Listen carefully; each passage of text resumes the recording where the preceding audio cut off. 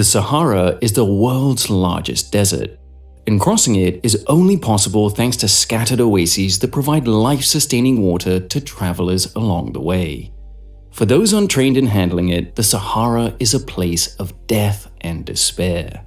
This was certainly true for millions of slaves who were dragged in chains across that burning desert for 1,000 years.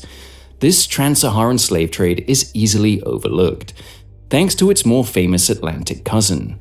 But the exchange of unfree people across the desert was a longer-lasting and possibly larger system that deserves much more attention. Today, on A Day in History, we look at the brutality of the trans-Saharan slave trade and how this institution of slavery and suffering stood for over 1,000 years. Slavery within and around the Sahara is as ancient as civilization. Ancient Egyptians extracted slaves from adjacent regions in modern-day Sudan and Libya.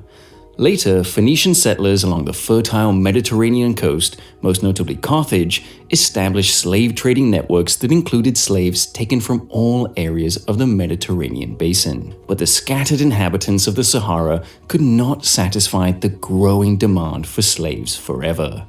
Eventually, traders began using the Sahara as a passageway to access and enslave the people of sub-Saharan Africa. Historians are unsure who began the trans-Saharan slave trade, or when. Herodotus, writing in the 5th century BC, described a people called the Garamentines from Libya, who allegedly used their chariots to hunt down Ethiopian slaves. And some historians say they were the first trans-Saharan slavers. However, there is no material evidence of these vast slave trading networks, and it's more likely these were just slave raids deeper into the Sahara and not a true trans-Saharan slave trading system. Small numbers of sub-Saharan Africa slaves existed in Roman North Africa by the 300s. Artwork recovered from Roman villas shows figures who seem to be black Africans working in fields and hunting, showing that at least some slave trading across the desert existed by this point. However, it wasn't until the arrival of Islam and the Arabs to North Africa that a larger sustained system of slave trading emerged.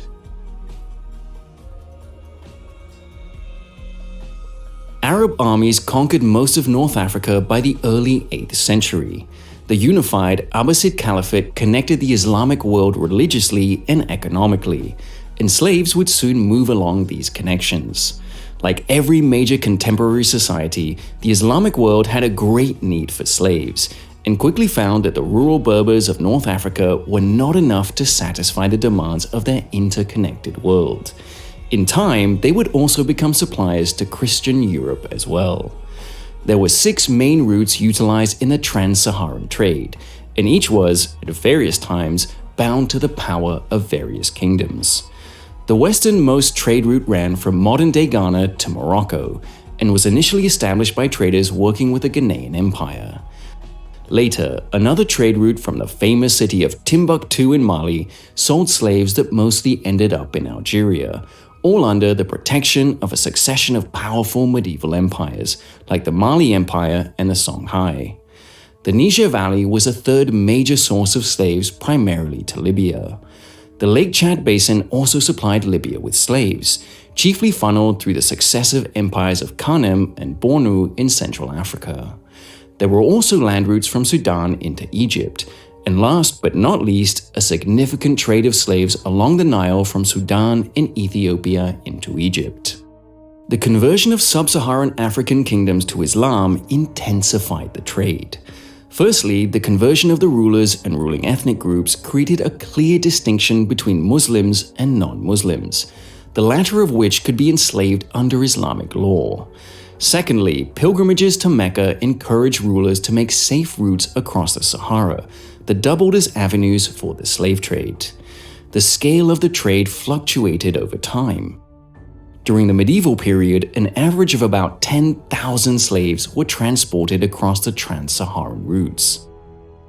These slaves ended up across the Muslim world and beyond, in North Africa, the Levant, Iran, Arabia, and Anatolia, and eventually, especially during the Mughal period, sub-Saharan Africans could end up as far as India.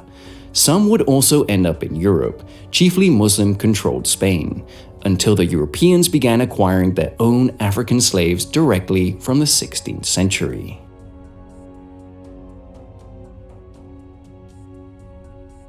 Selection, acquisition, and transportation were the starting points of the trade. Islamic law forbade a Muslim from enslaving another Muslim. In reality, this did happen on occasion, but it was not tenable to create a mass market of Muslim slaves.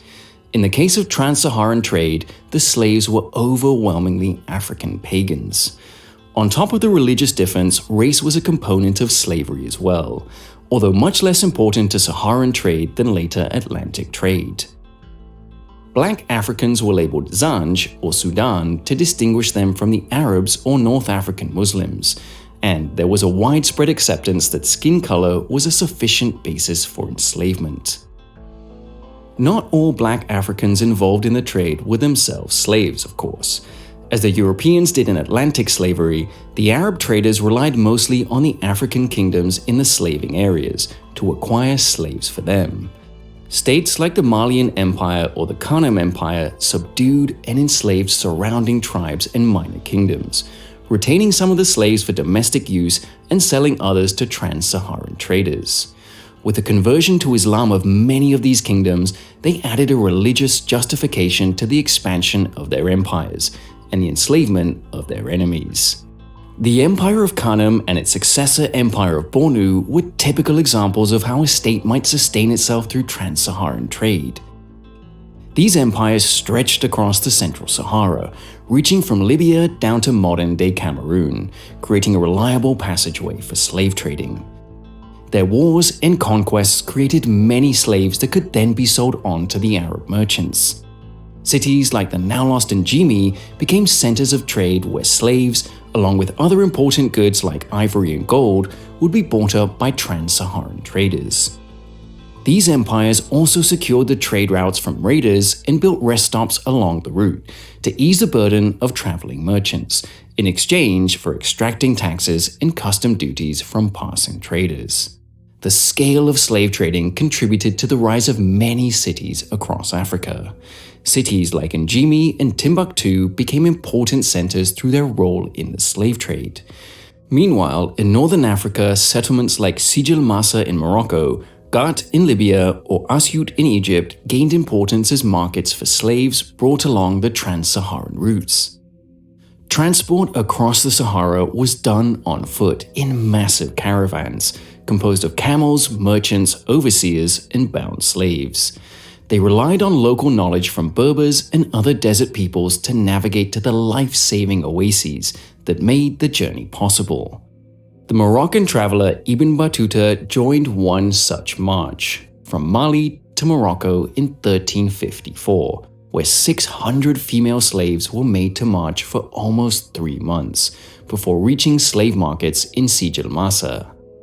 Thanks to exhaustion, searingly hot days, cold nights, limited supplies, and the chance that oases would run dry, casualty rates were understandably massive.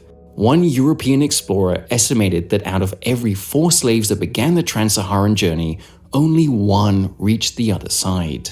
Not all estimates agree on that though, and it certainly varied by region, route, and time period. Slaves trudging across the Central Sahara during summer must have had a higher death rate than those taken from Sudan along the Nile, for example. Still, like in the Atlantic Passage, a substantial portion of slaves would have met a miserable end before reaching their destination. Even if they survived, the life that awaited them was usually one of servitude and suffering. One of the grimmest realities of trans-Saharan slavery was the castration of men. A substantial number of male slaves were castrated before arriving in the Islamic world. Since castration was technically illegal, it had to be performed before entering Muslim territory. That meant quick and crude castration far from civilization, often resulting in deaths from infection and blood loss. Some estimates put the fatality rate at 60% or higher, but the high value of even a single eunuch slave made up for the relatively cheap cost of catching and castrating several who would never make it. There were several reasons for castration. It was seen as a way to emasculate the male slaves and make them less likely to rebel. It also deprived them of the chance to start a family, meaning they would not have conflicting loyalties. Another reason was that since so many slaves were domestic slaves and thus had close access to the women of a household, castration eliminated the risk of improper sexual activity. Throughout history and all over the world, the idea of a noble woman seeking her pleasure with a male slave was hardly unheard of. After all, it was almost expected for men to sexually exploit female slaves, so why would it be any different the other way around? The primary use for slaves was domestic slavery. Elites would maintain a number of slaves to perform daily tasks on their estates, like cleaning, gardening, and servants' work. This was especially true for female slaves, who often ended up in forms of sexual slavery. While prostitution was frowned upon, Islamic law did allow for the ownership of maziyat, or concubines, and slaves provided a vast supply of them.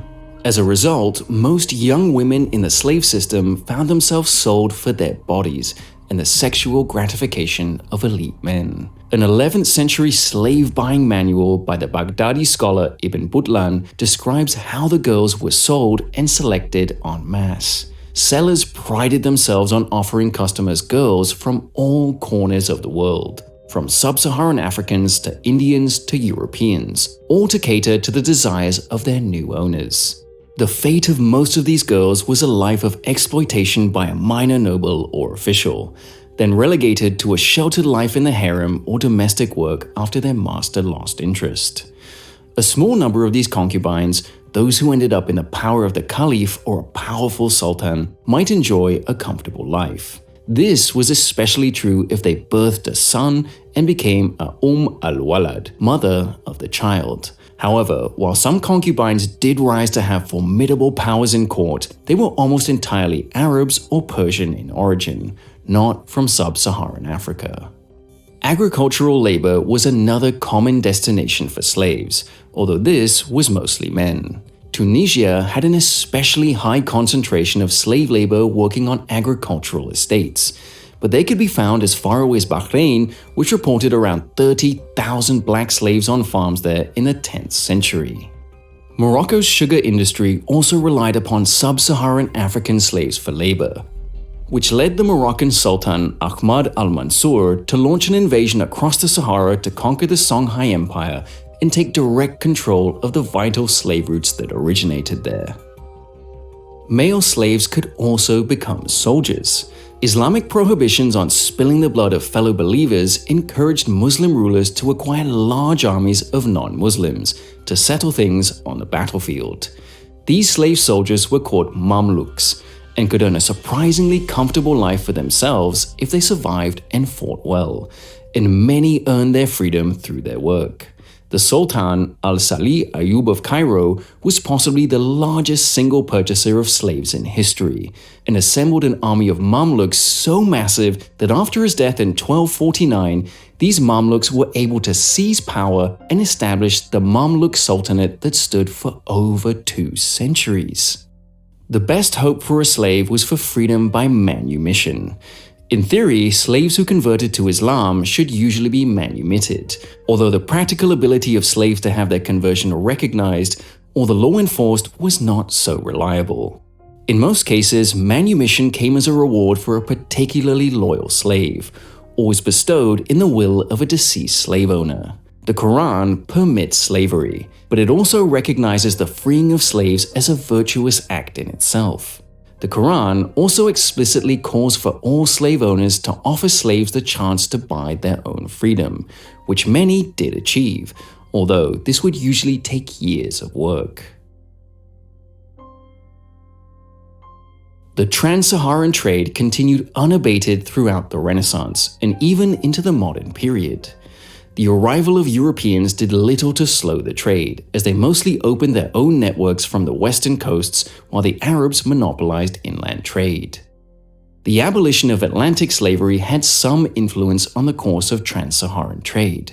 The 19th century was the most intense period of trans-Saharan slavery, with around 1.2 million slaves in those 100 years. It appears that, following the abolition of Atlantic trade, states and societies geared towards slavery chose to sell to the Arab traders instead of the European ones.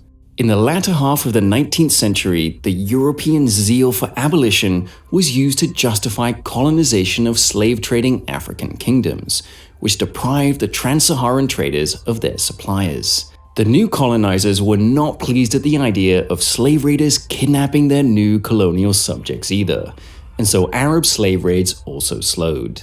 Britain used diplomatic pressure to force the abolition of slavery in Tunisia in 1846, and the Ottomans conceded some abolition in Libya in the 1850s. Alongside France's abolition of slavery in Algeria in 1848, the market for trans-Saharan slave trading was severely reduced, but not eliminated. The Ottoman Empire still allowed slavery in most of its territory, and continued to export slaves to the Middle East into the 20th century, but the sharply rising prices of those slaves showed the declining supply. Meanwhile, in Iran, the population of Tehran was still 12% black slaves as late as 1868, and an estimated 80,000 black slaves were still present in Iran in the mid-19th century. A combination of abolition and colonization brought the trans-Saharan trade to a close gradually.